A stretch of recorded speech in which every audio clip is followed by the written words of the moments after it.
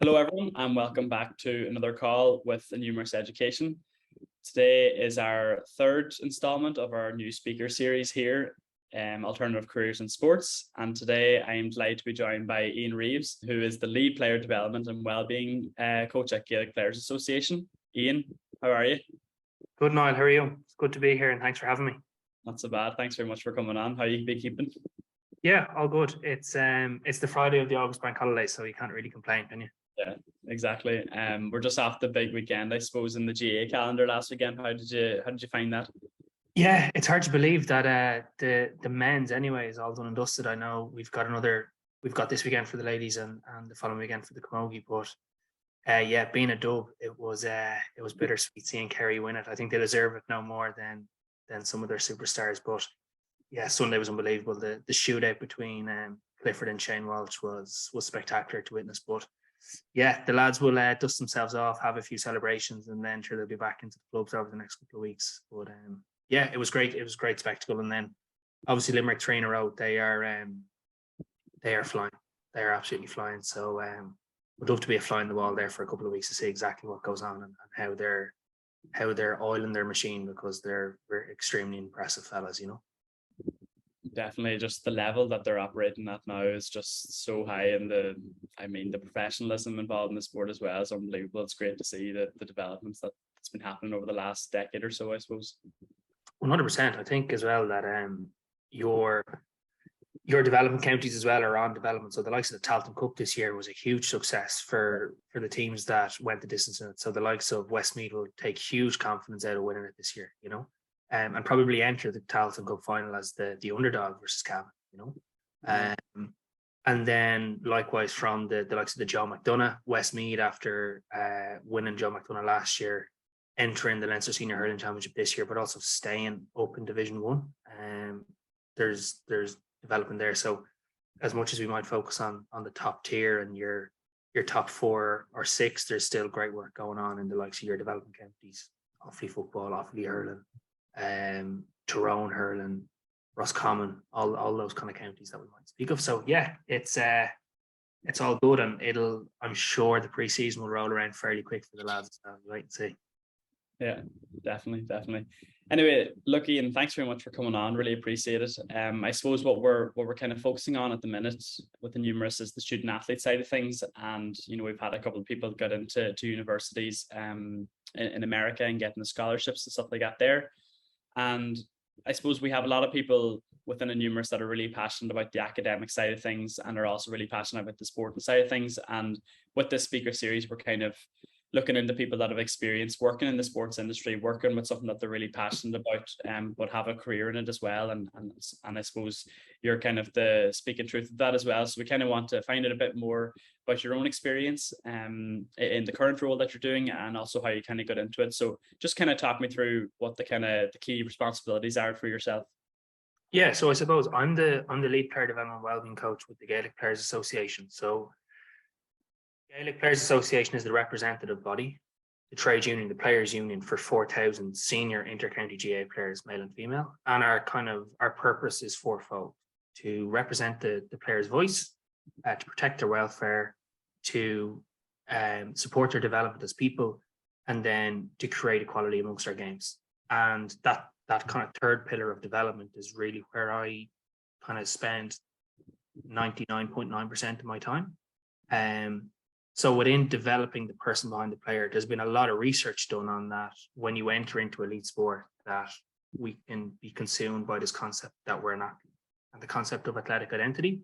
And there's nothing wrong with having strong levels of athletic identity, but when it overconsumes and takes away from other areas of our life, that's when it can start to become a little bit of a problem, because as we know, we can be dropped by the pin of our hat. We can get a really bad injury and then we look around and we've nothing else to fall back on.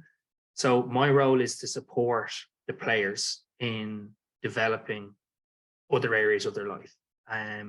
So we've got a development program called BO 360, which encompasses areas and support structures in relation to their life skills, their dual career. So that's related to career, education, or business, transition, which is all related to change, and then wellbeing. And pretty much my role on a day-to-day is I sit down with you now, we have a bit of a discussion. You want to talk about something in particular. We put a bit of a pathway and a bit of a framework in place to help you move forward.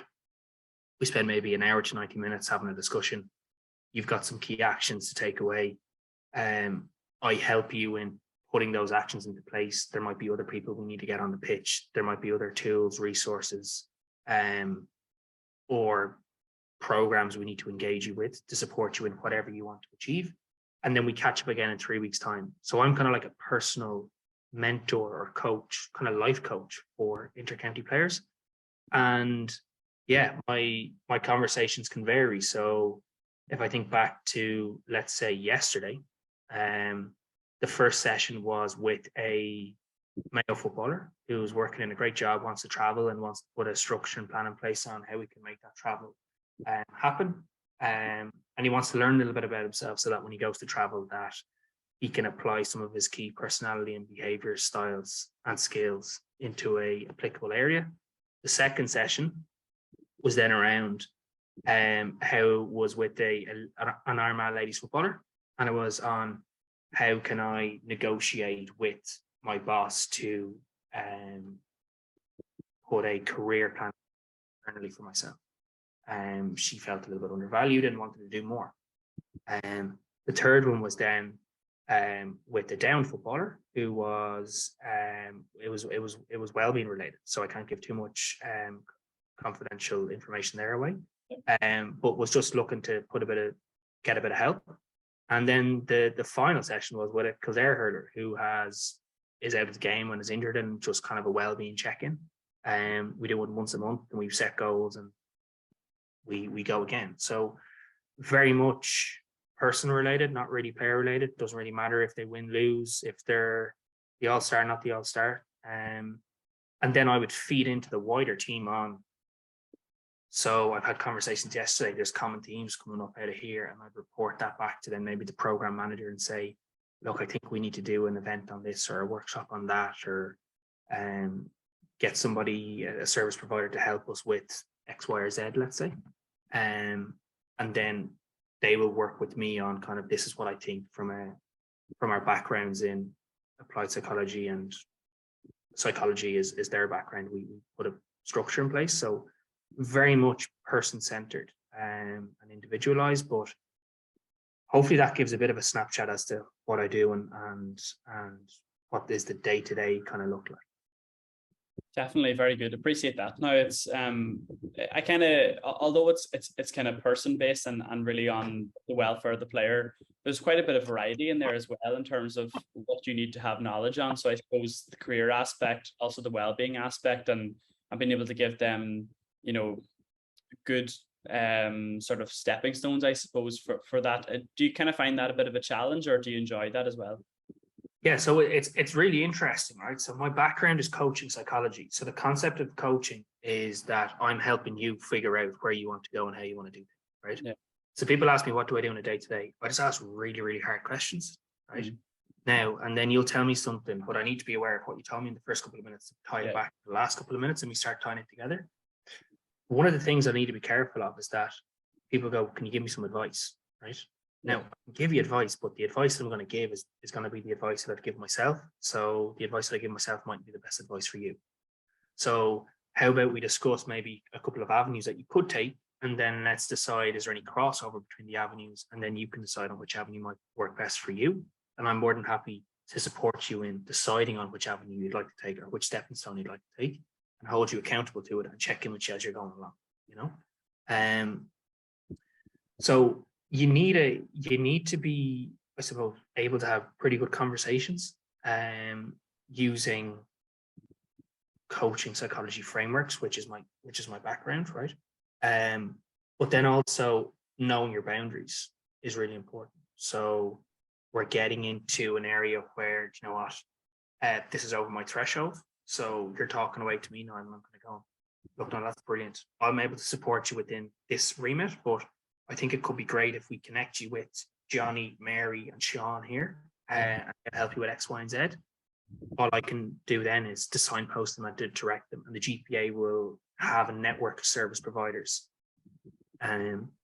who the player can engage with upon approval from myself or somebody in the office, and the GPA will pay for the services of that service provider to the player, you know. So yeah, there's a lot of variety though. You're dead right. There's different conversations happening every day, and no day is the same, which is brilliant. I like that flexibility and variety, but you do have common themes that, okay, if a player comes to me and he wants to talk about X, I'll probably know a similar way to help him narrow down where he thinks he might want to go. But yeah, I can say I do the exact same thing every day. Very good. And what do you kind of see as the biggest challenge for yourself within that role at the minute? There's a lot. And there's 4,000 players, and there's kind of one of me, and another individual does some as well. So like my caseload is really, really, really high. Mm-hmm. So let's say I speak with you now, not right, and we do a session, and then by the time we speak again, I might have 40 sessions by the time we speak again. So my ability to refer to my notes and so after I speak with you, I will spend 15 minutes documenting what we spoke about, right? And then prior to the session, then I will then listen to that back. I voice recorded on an iPad here, and it writes for me. I'll have a look at that. So then I'm fully acutely aware of when we spoke. If I miss doing that step, or I'm in the middle of doing it and something pops up, don't do it.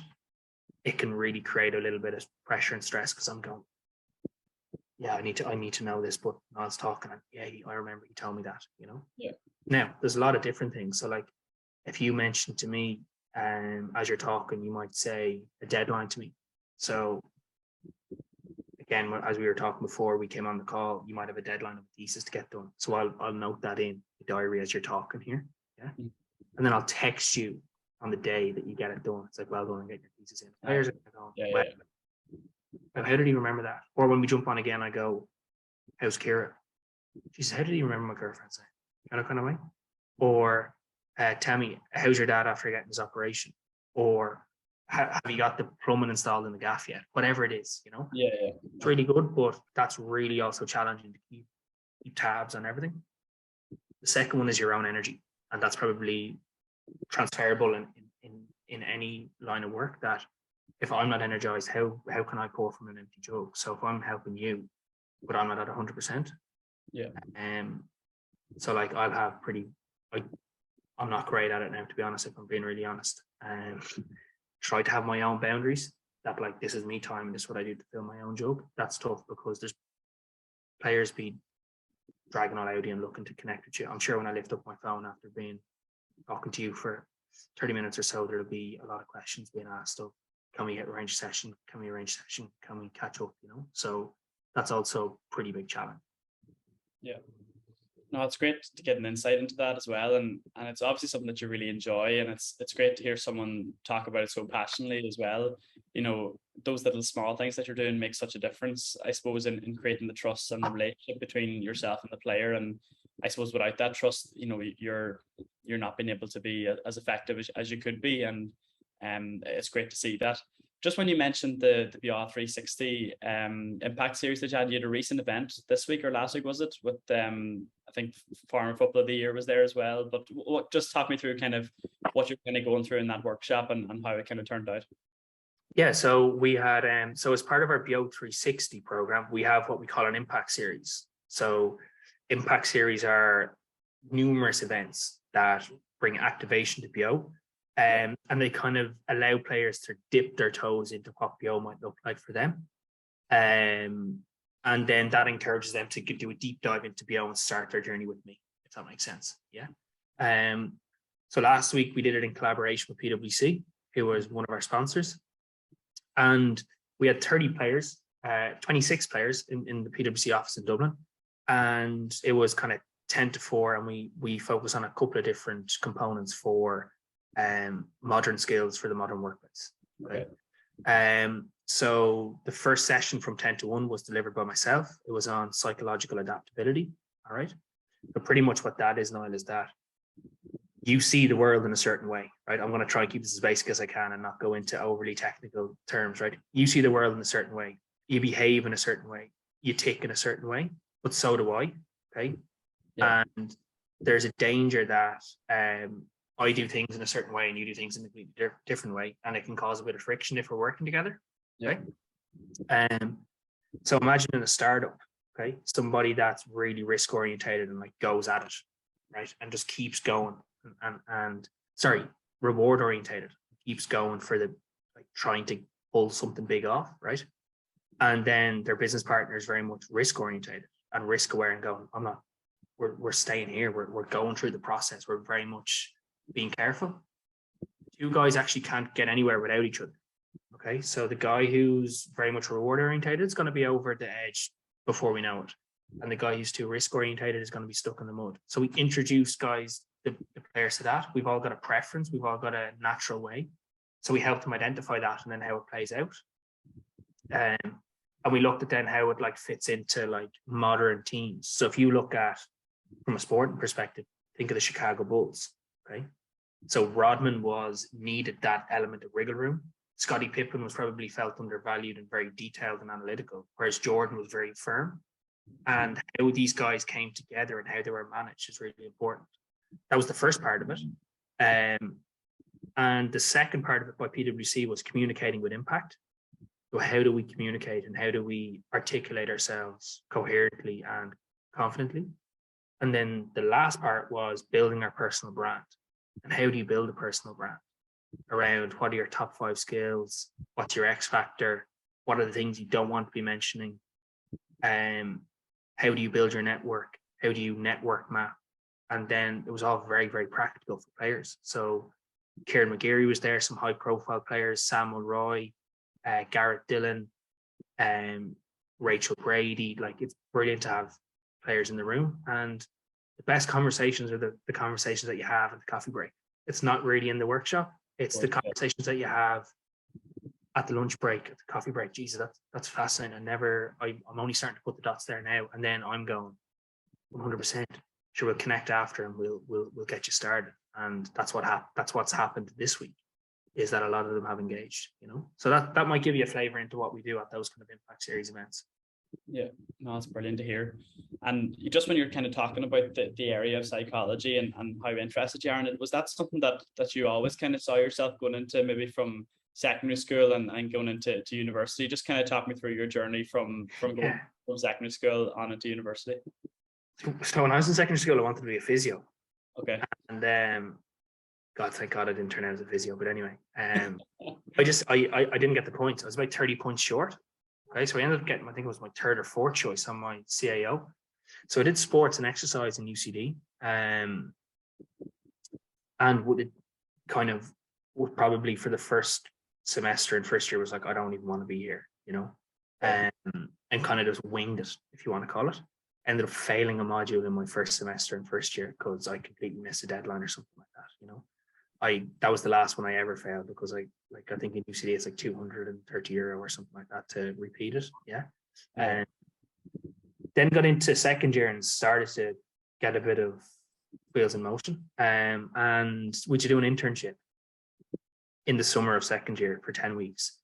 And being from a GA background, I went for the GPA. And when I went into the GPA, the guys gave me a good flavor of the kind of organization departments. Now, we're only a small team of 12, but everybody is kind of leads their own area. So got to see events, got to see marketing, got to see communications, got to see player welfare, got to see player representation kind of from a law perspective, and then got to see player development. And I was sat down with a coach. So they were like, in order for you to understand this, you need to go and meet with somebody that does what we talk about with players. And I went and met with this fella. And I came out of that call and I was like, I want to do what he just did to me. Okay. It made me feel really motivated. He helped me narrow my focus for the next month. He was going to meet me for a coffee again. He made me feel I was able to tell him anything. I've never met this man before. He summarized things. He reflected things back to me. No, I didn't mean it when I said it that way. I mean this. He made me get really good clarity. Yeah. And ever since then, I've been like, head down, that's what I want to do. And I still work with this man. Like, he is top class. I meet with him once a quarter.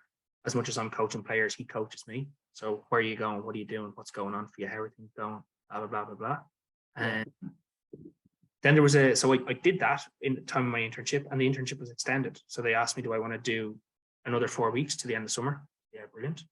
Then they asked me, do I want to do 2 days a week part-time in my final year of college? Brilliant. I will.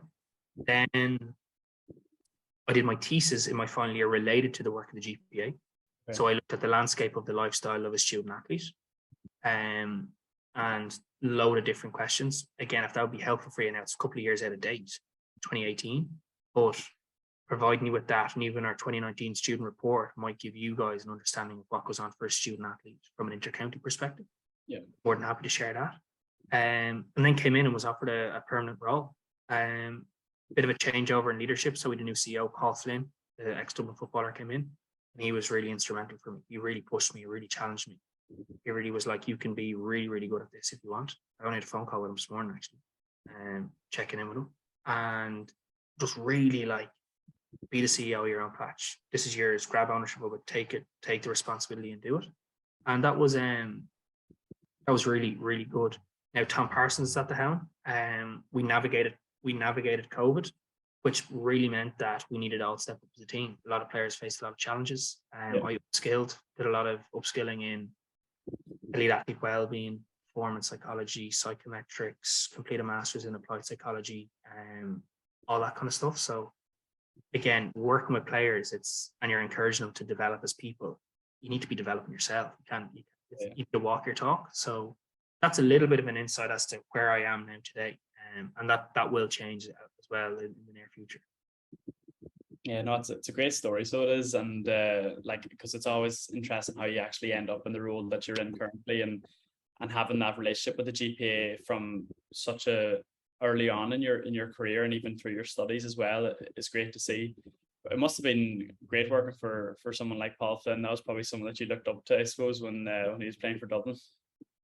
Yeah, he's he might not like it. It might find a bit embarrassing that now, but yeah, he's definitely. I wouldn't have liked to cross him on the field, but but again, you see it in the office, right? So like, I'm not an inter-county player. I played all the way up underage up to minors, with a county squad, but never made it from a senior perspective. And college and all that kind of lifestyle just took over, and socializing and all that kind of good stuff. But like, the internal team at the minute is made up of a lot of players, so you've got Tommy Doyle, who's the Westmeath fullback. You've got Colin Begley, who did a couple of stints in the AFL, played for Laois for like 12 years.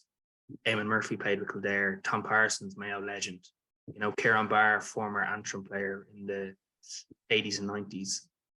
And the transferable skills that the guys have got. So like, as much as they're determined, motivated, on the field, it's the exact same off the field. But then if you deeper, like, if you give Tommy feedback, he takes it like that, because he gets feedback every night training. Whereas if you give feedback maybe to somebody that's not sport orientated, they can go and sulk for an hour. It's like, Jesus Christ, like, it's a bit of constructive feedback, Yeah. It was the same with Paul. He's very driven, very motivated, wanted to move things along. Everybody had a responsibility. Everybody played a big role in the machine as we move forward. It's the same now with Tom, So yeah, it's brilliant to be in that environment with players who are kind of really amplifying that and representing then their fellow players as well. Definitely. And just looking at your role now at the minute, what fulfills you, I suppose, within the role? What's your favorite thing about it, and why? What keeps motivating you every day, I suppose, to upskill yourself and then being able to give the best for the players? It's probably seeing the players feeling that they can do it themselves. So I've done my job. If you don't need to talk to me again, makes sense. Yeah. So like, or I'm catching up with you and I go, how have you been since you last spoke? And it's Ian, you won't believe it. I did this, and I wouldn't have been able to do that 6 months ago. And I'm like, geez, that's brilliant. Like, I'm not even doing it. Yeah. They've done it, And I'm like, geez, that's brilliant. And it's kind of, it's the players recognizing that they're not just a player. They have a lot of other talents and transferable skills and character strengths that can be applicable to life off the field. So the conversation yesterday with one of the players was, I would have never had the confidence to go to my boss and say, I want to have a discussion with you about putting a development pathway in place, because essentially I want your job. And she did it. And now it's all about to start taking place for her. Like, when we started speaking back in May 2021, would have never happened. and it's gone from here to here to here. It doesn't happen overnight. Like I think that could have been session 25 with that girl, you know. So, but that gives me a like massive boost to see that you feel like you can do it yourself. Delighted, brilliant. And or it's not even getting the thanks. I don't even want the thanks. Yeah. You know, it's the I got it. It's like brilliant, well done, nailed it. On you go, we go again. Yeah. You know, that's really what would make you tick, would make me tick. Yeah, very good. And obviously, listening to you for the past while now, you know, it's clear how motivated you are within the role and how much you care about the position that you're in as well, and how driven you are. What's your kind of goals, I suppose, you know, putting a pathway in place for yourself as well now? You know, is it within the GPA? Is it to go into a different area of psychology? Is it to kind of branch out from the sport? What would you like to kind of achieve over your career? Yeah, I only actually informed the team 2 weeks ago that I'm leaving the GPA, would you believe? Okay. So in April, I was headhunted. So I am moving to Sydney in the end of the year, and I'm joining the South Sydney Rabbitohs as their head of development and wellbeing. So the Rabbitohs are one of the leading rugby league clubs in Australia. So look, I've been in the GPA now. It will be 5.5 years by the time I leave. It's been brilliant. It served its purpose. But the goalpost will always shift. So like, it's got me to where I have been. I was on the phone to Paul this morning, letting him know I've spoken with Tom. He's delighted for me. Like it's great. I feel like I've achieved an awful lot at the GPA, but now it's time that I want more challenge. Yeah. Australia was always in my plans, so to go there with a career progressive opportunity, in a nice lifestyle weather, and in an environment where I think I can really make an impact. Delighted. So that's where I'm going to go. So heading to the Rabbitohs as their head of development and wellbeing. And I think long term I have a vision of love to be head of people in Google or Twitter or PwC or whatever it is. Yeah. But I think for now I'll go down to Australia, engage in that professional sporting environment. Might then combine something like an organizational psychology qualification later in my 20s, maybe an MBA if the time would be right, and then see where it can go from there, you know. I actually find it really difficult to tell you 5 years down the track. I know 3 years where I'd like to be, but 5 is a bit of a stretch. It's like I get a block. It gets a bit foggy when I get past 3. Yeah. No, Ian, that's brilliant. Congratulations on the role as well. It's fantastic. And I suppose everyone in Ireland is always going to go out to Australia, but for yourself, having something secure there is fantastic as well to have both. Look, I think I've taken up enough of your time now. Ian, I really appreciate you coming on. It was fantastic to get an insight into your role and your development, I suppose, from a secondary school student all the way up to now in the role in your GPA and what you're going to be going on to now in Australia as well. I think just from our perspective and Innumeris, you know, being able to show people that if you're passionate about sports, that's a career for you there in different areas within the industry that you might not really think of, you know, from an initial standpoint, you might be thinking just a manager or a coach, but there's so much more as well that goes into it as well. And being able to talk to yourself today has kind of really gone behind the curtain, I suppose, within that and what your role entails. So once again, really appreciate it. Thanks very much. 100%. And look, if there's any questions or anybody in your network that wants to reach out for any questions or any other, I can open a door to any other of the networks, whether it's in development, wellbeing, communications, events, from a legal perspective. Ireland's a pretty small place and everybody's happy to reach out. So if there's anything on that front, Niall, just give me a shout. 100%.